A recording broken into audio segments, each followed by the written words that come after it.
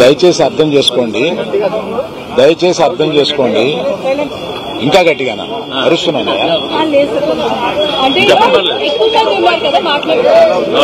వినపడుతుందండి, వినపడుతుంది.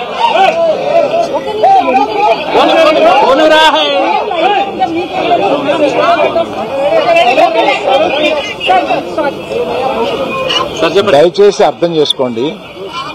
ఈ మీటింగ్ కి ముందు లాయర్స్ మాట్లాడారు.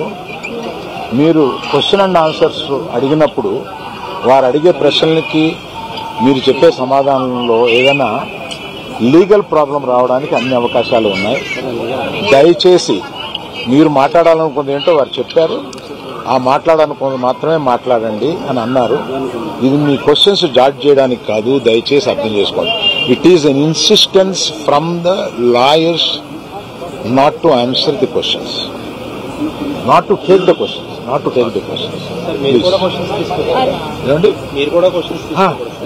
అదే part of the system. Just one clarity, Arvind Garu, about no, let me. I wanted to tell something. Let me complete.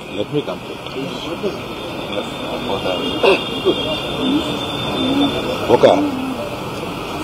All ఇండియాలో కలెక్షన్స్ బ్రేక్ చేసిన సినిమాలో తన కష్టం, ఆ సినిమాకి అంత కలెక్షన్స్ రావడం, ఇవన్నీ చేసిన ఒక సినిమాకి అతను వెళ్ళి మొదటి షోలో తన కూర్చొని జనం దీన్ని ఎంత అప్రిషియేట్ చేస్తున్నారు, తనని ఎలా రిసీవ్ చేసుకున్నారు అని చూసుకునే అదృష్టం లేకపోయింది.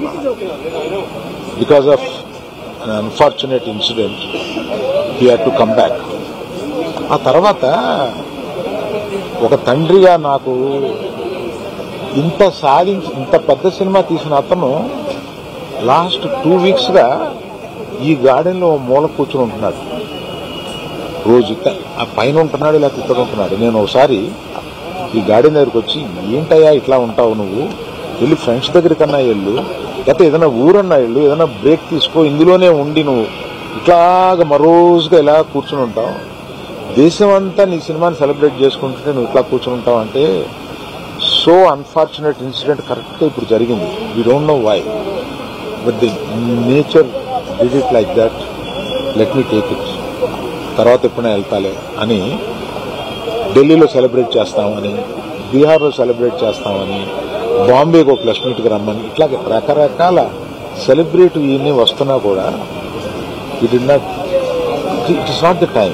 ఇట్ ఈస్ ఒక ఫ్యామిలీ, అందులో తన అభిమానుల ఫ్యామిలీలా అయిపోయినందువల్ల అతను చూస్తుంటే నాకే కడుపు తరుపుకుంటుంది. ఎందుకంటే మీరు కూడా ఒకటి అర్థం చేసుకోండి, 22 సంవత్సరాలు తను కష్టపడి ఈ పేరు సంపాదించుకున్నాడు. ఇది ఒక రోజుతో వచ్చింది కాదు, ఒక సినిమాతో వచ్చింది కాదు, ఒక ప్రెస్ మీట్తో వచ్చింది కాదు, ఒక ఇన్సిడెంట్తో వచ్చింది కాదు. ఇది క్రమక్రమంగా అతను బిల్డప్ చేసుకున్నాడు. ఆ బిల్డప్ చేసుకోవడం కాదు, 3 generations నుంచి వస్తుంది.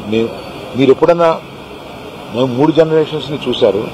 ఎప్పుడైనా మేము ఇట్లాంటి బ్లేమ్ తీసుకున్నాము, మేము ఇలా బిహేవ్ చేస్తాము, ఇలా ఇర్రేషనల్ గా ఉంటాము, మీరే అర్థం చేసుకోండి.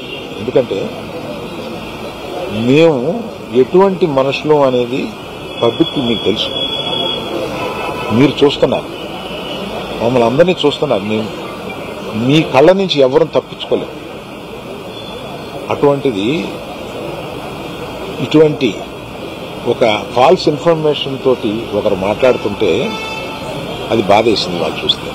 కనుక ఈ క్లారిఫికేషన్ ఇవ్వాలని అతను అన్నప్పుడు తప్పనిసరిగా ఈ క్లారిఫికేషన్లో లీగల్ అబ్జెక్షన్స్ ఏమైనా ఉన్నాయని కనుక్కొని లేవు అని తెలిసిన తర్వాత ఈ క్లారిఫికేషన్ ఇచ్చారు. దయచేసి ప్రెస్ వారు, ప్రజలు మీరంతా ఆదరిస్తే మీ అభిమానంతో పైకి వచ్చిన కుటుంబమే. ఆ అభిమానాన్ని అర్థం చేసుకుని ఇలాగే కంటిన్యూ చేయమని నేను కోరుతున్నాను. అబ్బాయి ట్రీట్మెంట్ కు సంబంధించిన అబ్బాయికి మెడిసిన్స్ కానీ ఇస్తున్నారా? ఇట్లా అటు అయ్యే ఖర్చులు మీరు భరిస్తున్నారా? గవర్నమెంట్ భరిస్తుందా? ఏం జరుగుతుంది సార్? అయితే దానికి కంటిన్యూ చెక్ అనౌన్స్ చేసిన వెంటనే మంత్రి వెళ్ళి ఇచ్చేశాడు. ఇప్పటికి 20 రోజులు అవుతున్నా కూడా అల్లు అర్జున్ గారు ఇంకా ఇవ్వలేదు. దీని వెనక కారణం ఏంటంటారు? నేను అవన్నీ చెప్పడానికి రాలేదు. వ్యక్తిగతంగా నా బాధ ఏదో మాత్రమే చెప్పడానికి వచ్చాను. అవన్నీ ఇంకో ఇన్సిడెంట్ చెప్తాను. ఎందుకంటే ఇందాక అర్జున్ చెప్పబోయి కూడా అర్జున్ ఒక అమౌంట్, నా నవీన్ మైత్రి వాళ్ళు ఒక అమౌంట్, డైరెక్టర్ గారు ఒక అమౌంట్, ఇదంతా పెట్టి ఒక ట్రస్ట్ చేద్దాము ఇది అనేది అనుకున్నాను. దాన్ని ఇప్పుడు చెప్పి నేను ఆ విషయాన్ని డైల్యూట్ చేయడానికి దాన్ని ఇంకొకసారి వచ్చి వివరంగా వాళ్ళు మైత్రి ఈయన అందరూ కూర్చొని దీన్ని ఎలా చేయబోతున్నాం, ఎంత సపోర్టివ్ గా ఉండబోతున్నాం అనేది తప్పనిసరిగా మీకు చెప్తాను. అయితే